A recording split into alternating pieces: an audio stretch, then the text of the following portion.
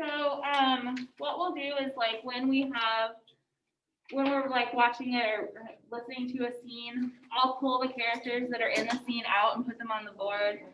And I'll also write stuff down. I'll help you guys with the questions. We stop pretty frequently to talk about what's happening. So we really try to help you guys through it because it is a little bit complicated. So if you turn to the back of the front page, you'll see the prologue on page 1037. So the prologue is sort of like an introduction to the play. Basically, one actor who serves as the narrator. So this person enters, they explain the theme of the play, they hook the audience's interest, and they just kind of preview what the play is going to be about. So he's going to explain that the play is about a feud between two families, the Capulets and the Montagues, and he says that the feud will end in tragedy. Okay. So on the left-hand side of your paper, you see these little notes. Okay. Those are the footnotes that I was talking about. So it'll give you sort of like hints about what it's saying as you're kind of reading through. So let's listen to the prologue first, and then we'll talk about what they're saying. The Tragedy of Romeo and Juliet, William Shakespeare. The prologue.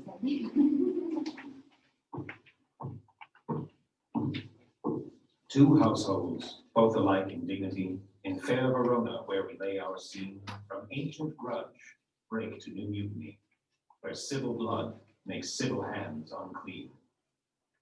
From forth the fatal loins of these two foes, a pair of star-crossed lovers take their life, whose misadventured piteous overthrows doth with their death bury their parents' strife.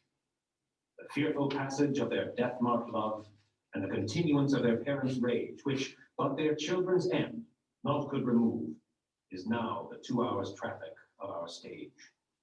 The which, if you with patient ears attend, what here shall miss, our toil shall strive to mend. Okay, so just from the prologue, you're starting to get an idea of sort of what Shakespeare's language sounds like, how it's written, right? It's kind of written in this almost poetic form. So we kind of have to break down what's happening. When we read Shakespeare, it is not important that you understand every single word, okay? It's more important that you can understand the progress of the plot and then identify those literary devices that we've been talking about. So let's look at the first little part. Two households, both alike in dignity, in fair Verona, where we lay our scene.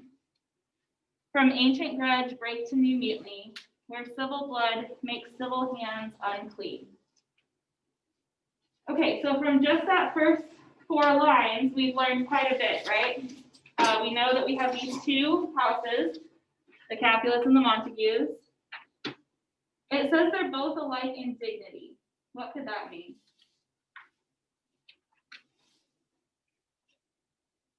Yeah.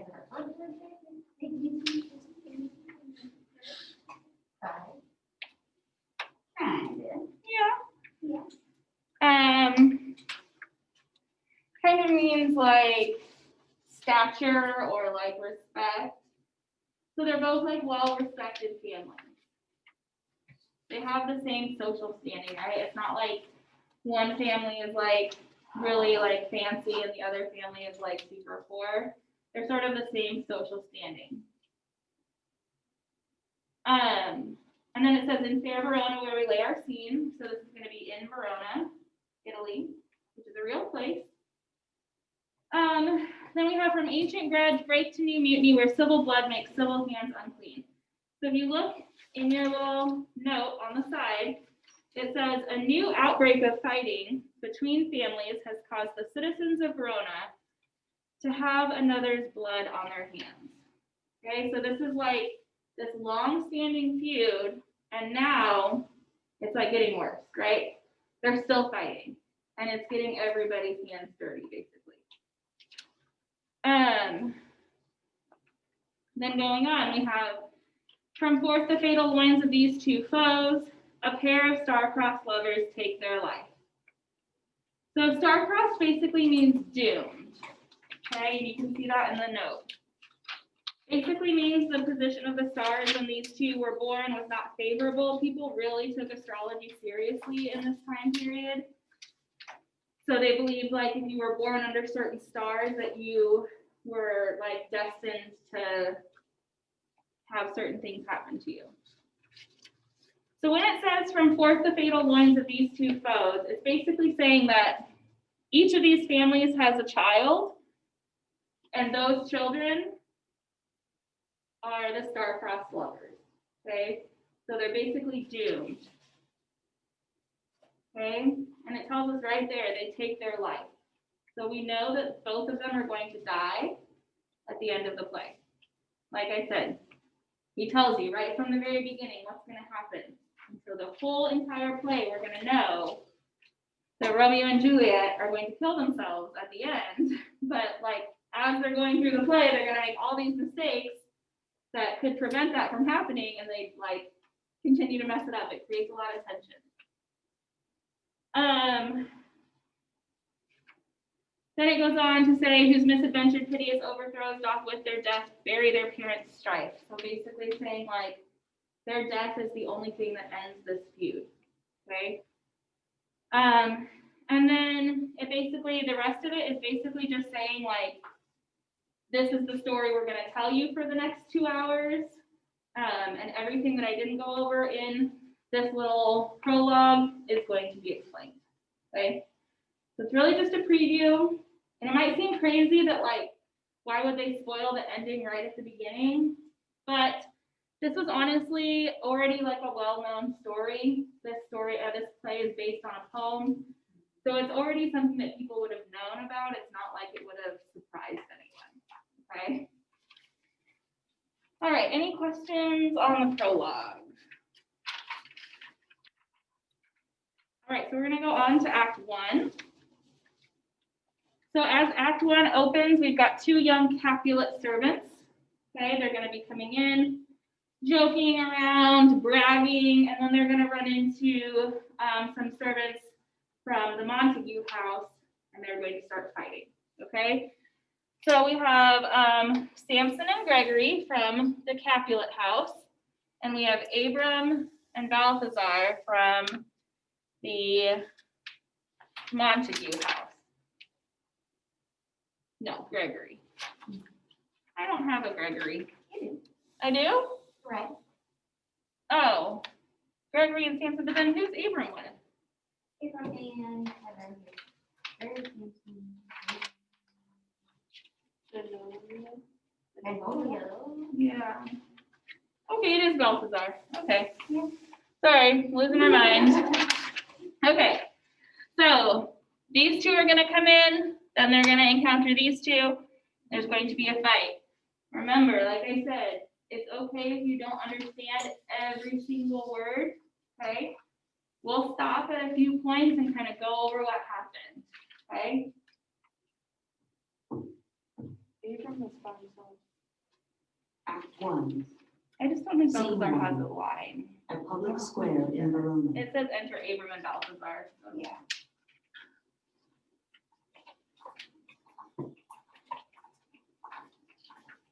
Gregory, on my word, will not carry coals. No, for then we should be colliers. I mean, if we be in collar, we'll draw. Aye, while you live, draw your neck out of collar. I strike quickly, being moved. But thou art not quickly moved to strike. A dog of the house of Montague moves me. To move is to stir, and to be valiant is to stand. Therefore, if thou art moved, thou runnest away. A dog of that house shall move me to stand. I will take the wall of any manor made of Montagues. That shows thee a weak slave, for the weakest goes to the wall. 'Tis true, and therefore, women being the weaker vessels are ever thrust to the wall. Therefore, push I will Montague's men from the wall, and thrust his maids to the The wall. quarrel is between our masters and us, their men. 'Tis all one. I will show myself a tyrant. When I have fought with the men, I will be cruel with the maids. I will cut off their heads. The heads of the maids. Aye, the heads of the maids, or their maiden heads. Take it in what sense thou wilt. They must take it in sense that feel it. Me they shall feel while I am able to stand. Which is known, I am a pretty piece of flesh. 'Tis well thou art not fish. If thou hadst been poor John. Draw thy tool. Here comes two of the house of Montagues. Mine. Okay, so I'm gonna stop there for just a second. Okay, so we got these two guys. They're just walking down the street. They're just kind of talking trash to each other, basically, or like kind of boasting and bragging about how great they are, right? Like,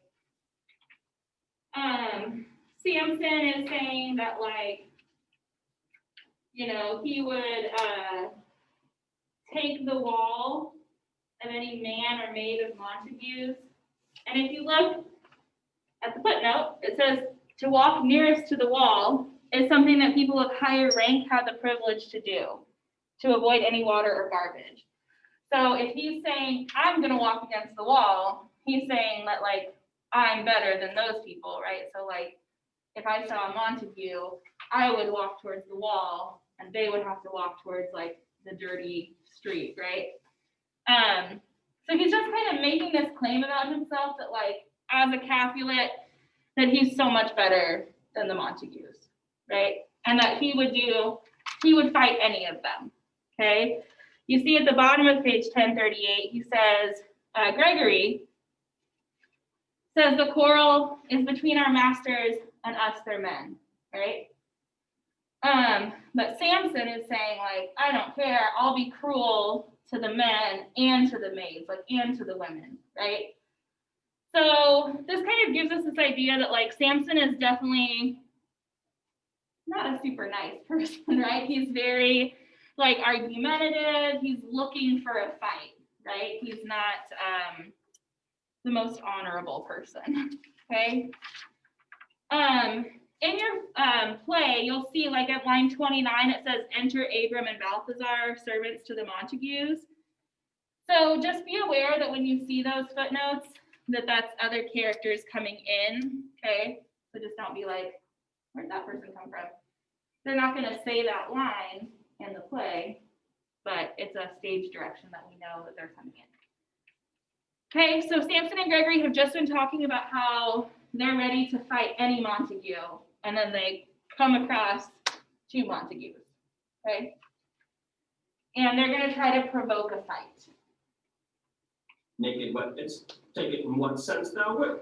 They must take it in sense that feel it. Me they shall feel Sorry, I while rewinded a I little am bit. able to stand. And just know, I am a pretty piece of flesh. The 'Tis top of well the thou page. art not fish. If thou hadst been poor John. Draw thy tool. Here comes two of the house of Montagues. My naked weapon is out. Quarrel, I will back thee. How? Turn thy back and run? Fear me not. No, Mary, I fear thee. Let us take the law of our sides. Let them begin. I will frown as I pass by. Let them take it as they list. Nay, as they dare. I will bite my thumb at them, which is disgrace to them if they bear it. Do you bite your thumb at us, sir? I do bite my thumb, sir. Do you bite your thumb at us, sir? Is the law of our side if I say A? No. No, sir, I do not bite my thumb at you, sir, but I bite my thumb, sir. Do you quarrel, sir? Quarrel, sir? No, sir. But if you do, sir, I am for you. I serve as good a man as you. No better?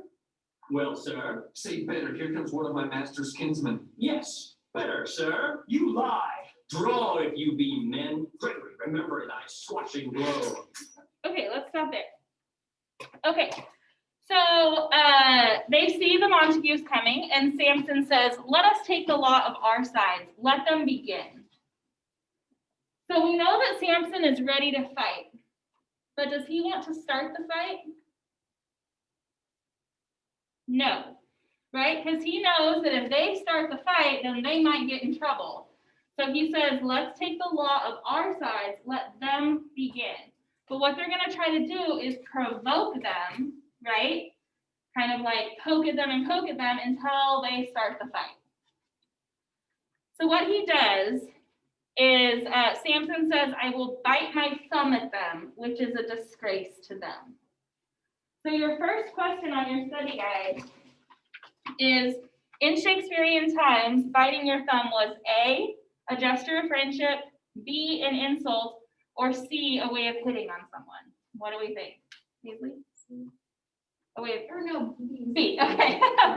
Good, so B, right? It's an insult, okay? So number one, and you can just circle it, is gonna be B. It's an insult. It's basically like flipping someone off, like the equivalent of that today, right? So you're just walking down the street, you see somebody you don't like, and you're like, I'm not gonna start a fight with them, but I'm just gonna like flip them off as I walk past them, right? Then Abram's like, hey, are you biting your thumb at me, right? Like, are you doing that at us? And they start this back and forth, which is kind of humorous, right? They're like being overly polite, saying like, oh no, sir, right? Samson is like, I don't bite my thumb at you, but I bite my thumb. So he's saying like, I'm not flipping you off. I'm just standing here with my middle finger up, right? Like, still definitely trying to start a fight, right? And then they're talking about like, Samson says, I serve as good a man as you. And Abram says, no better.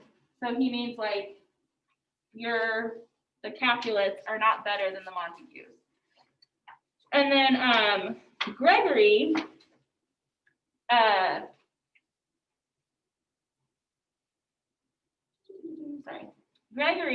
tells him to say better. And so then he's basically said like, yes, my master is better than yours, right? To provoke him again, okay? And then that's when they draw their swords and fight, because now you've disrespected the house of Montague, and they're going to draw their swords and fight, okay? So Samson says, draw if you be men. Gregory, remember thy swashing blow. And right before this happens, Benvolio enters this scene. Okay, so Benvolio is a cousin of Romeo. He is a Montague. I believe is your second question. Is Benvolio a Montague or a Capulet? So he is a Montague.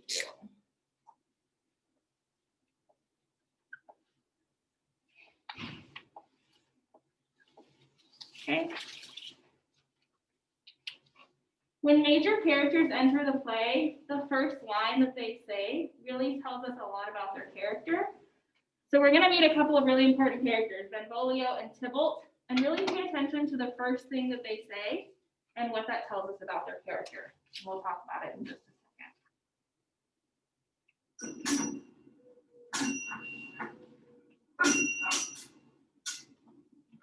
Heart, fool!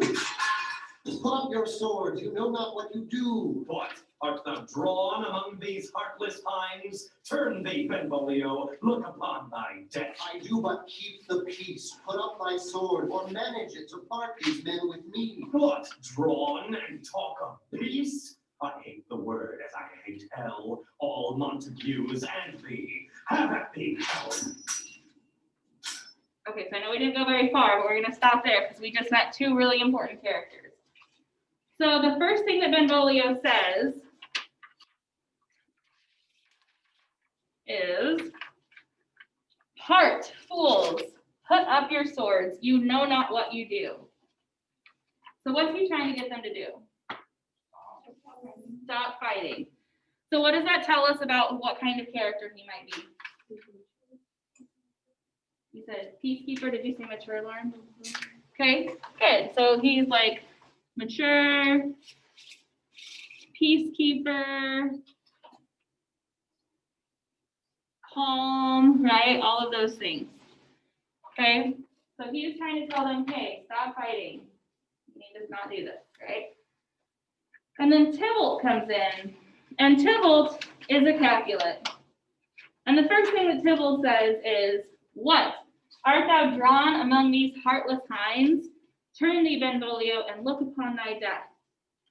So Benvolio has his sword out because he's trying to get them to stop fighting. Tybalt sees him with his sword out and is like, Why do you have your sword out? I'm gonna fight you now, right? You're fighting my people, I'm gonna fight you. Benvolio tries to say, I'm keeping the peace, and Tybalt says, what drawn and talk of peace? I hate the word, as I hate hell, all Montagues, and thee. So what kind of person does Tybalt seem like? Hmm? Okay. What else? Violent? He said in charge. Oh, immature. Yeah, maybe a little bit. It calls him in the script hot-headed, right? It means like he's got a really short temper, right? He's ready to fight at any time.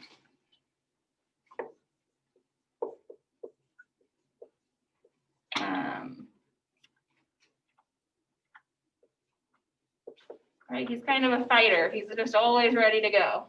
Okay. And these are going to be true of these characters really throughout the entire play. So every time you see Tybalt, you have to remember in your head, okay, he's the angry one, he's the violent one, right? That's pretty much how he's going to act throughout the entire play. All right.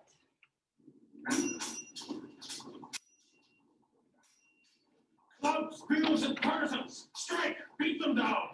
Down with the Capulets. Down with the Capulets. What noise is this? Give me my own sword. Oh, A crutch. Why call you for a sword? my sword, I say. Old Montague is common flourishes his blade in spite of me. Thou villain Capulet, hold me not, let me go. Thou shalt not stir 1 foot to see the foe.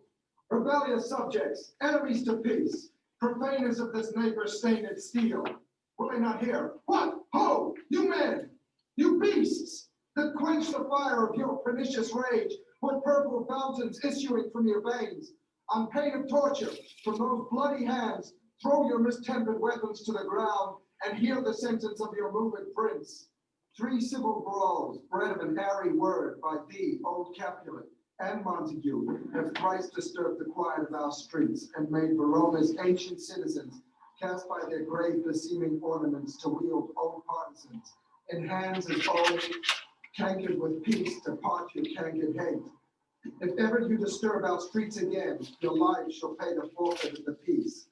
For this time all the rest depart away. You, Capulet, shall go along with me, and Montague, come you this afternoon to know our farther pleasure in this case. To old Freetown, our common judgment place. Once more, on pain of death, all men depart. Okay. So we just got like a whole bunch of people coming in here, right? Lady and Lord Capulet. Your adversary and yours. And here, what? Ho! So Lady and Lord Capulet both come in, okay? Lord Capulet's like ready to join the fight, and Lady Capulet's like, you need a crutch, not a sword, you're so old, right? You can't fight anymore. Lady Montague and Lord Montague kind of have a similar interaction. He's like, let me go, and Lady Montague's like, no, you're not going anywhere, right? She says, thou shalt not stir 1 foot to seek a foe. So it's basically turned into like an all-out brawl, right? It's not just these 6 guys anymore, like people from both houses, right? If you've ever seen like in a baseball game when a couple people start fighting and all the benches clear, right? Kind of like that. And then Prince Aeschylus comes in. So he's the Prince of Verona, so he's like their ruler, okay? And he makes them all stop fighting, okay? In line 82, he says, 3 civil brawls, bred of an airy word by thee, old Capulet, and Montague, have thrice disturbed the quiet of our streets and made Verona's ancient citizens cast by their grave beseeming ornaments to wield old partisans and hand as old, cankered with peace, to part your cankered hate. Okay? So how many times have these families had these brawls? 3, right? And are they really about anything? That's number 3 on the study guide. Yep. Are these fights like important? Like, no, he says bred of an airy word. So he's like, you guys are fighting over nothing, right? Like this guy bit his thumb at this other guy and said that his master was better than yours, and now you're having this huge brawl. This is stupid. So he gives an ultimatum at the very end of this page. He says, if ever you disturb our streets again, your lives shall pay the forfeit of the peace. So what's he saying here? They fight anymore, they'll die. Perfect. He's saying if you guys keep fighting, then I'm gonna give basically like the death penalty essentially, right? Like you'll be put to death if you keep fighting. So stop fighting. Or we'll just say face death. Okay? So he's over it. He's tired of these people, right? Just brawling in the streets, causing all these problems. He's like, the next person that I find fighting, they're dead. Okay? All right. So all these people head out, right? He tells them to leave. Actually, these two stay in here. Okay, Tybalt leaves, and Balthazar and Abram leave. They're getting out of there. The prince told them all to go. Okay, so we're left with Lord Montague, Lady Montague, and Benvolio. Okay, and they're going to start talking about Romeo and where Romeo's been. He wasn't at the fight, so where is he? What's going on with Romeo? Okay. And I think I accidentally rewound it a little bit. As he breathed defiance to my ears, he swung about his head. I'm all the rest depart away. You, Capulet, shall go along with me. And Montague, come you this afternoon to know our farther pleasure in this case. To old Freetown, our common judgment place. Once more, on pain of death, all men depart. Who set this ancient quarrel in your broach? Speak, nephew, were you by when it began? Here were the servants of your adversary and yours, close fighting ere I did approach. I drew to part them. In the instant came the fiery Tybalt with his sword prepared, which as he breathed defiance to my ears, he swung about his head and cut the winds, who, nothing hurt withal, kissed him in scorn. While we were interchanging thrusts and blows, came more and more, and fought on part and part, till the prince came, who parted either part. But where is Romeo? Saw you him today. Right glad I am he was not at this fray. Madam, an hour before the worshipped sun peered forth the golden window of the east, a troubled mind drave me to walk abroad, where, underneath the grove of sycamore that westward rooteth from the city's side, so early walking did I see your son. Towards him I made, but he was ware of me, and stole into the covert of the wood. I, measuring his affections by my own, which then most sought where most might not be found, being one too many by my weary self, pursued my humor, not pursuing his, and gladly shunned who gladly fled from me. Many a morning hath he there been seen, with tears augmenting the fresh morning's dew, adding to clouds more clouds with his deep sighs.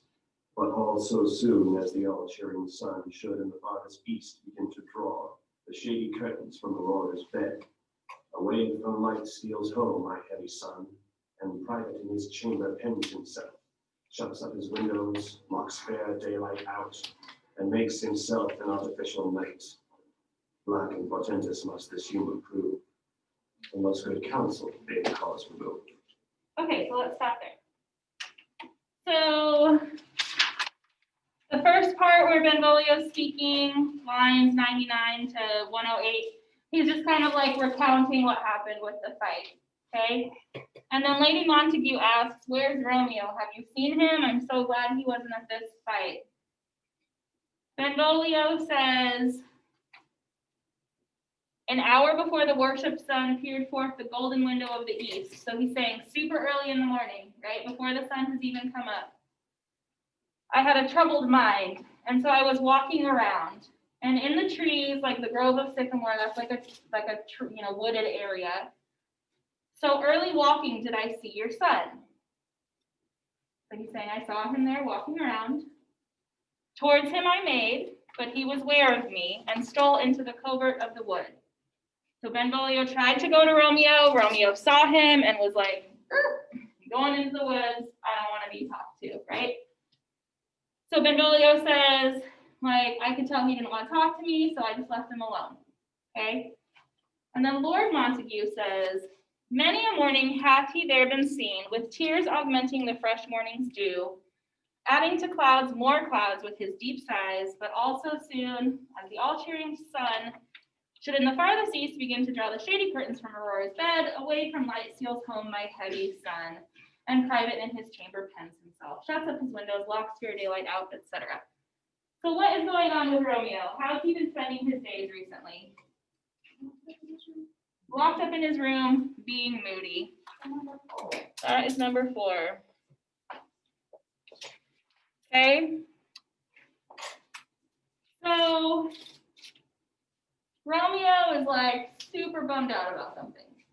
We don't really know what yet, but he is very upset. He's out early in the morning, right? We've got an allusion here, line 129, the shady curtains from Aurora's bed. So Aurora was the goddess of the dawn. So he says, should in the farthest east begin to draw the shady curtains from Aurora's bed. So that's like that first little peak of sunlight when the sun's rising. So personally, if I were you, I would underline Aurora and write illusion next to it so that you remember that that's an illusion. So he's saying as soon as the sun comes up, he comes home, he shuts his doors, closes all the shades, and is hiding in his bed. Okay?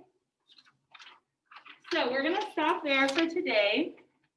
Benvolio is going to try to find out what's going on with Romeo, and that's where we'll pick up on Monday, okay?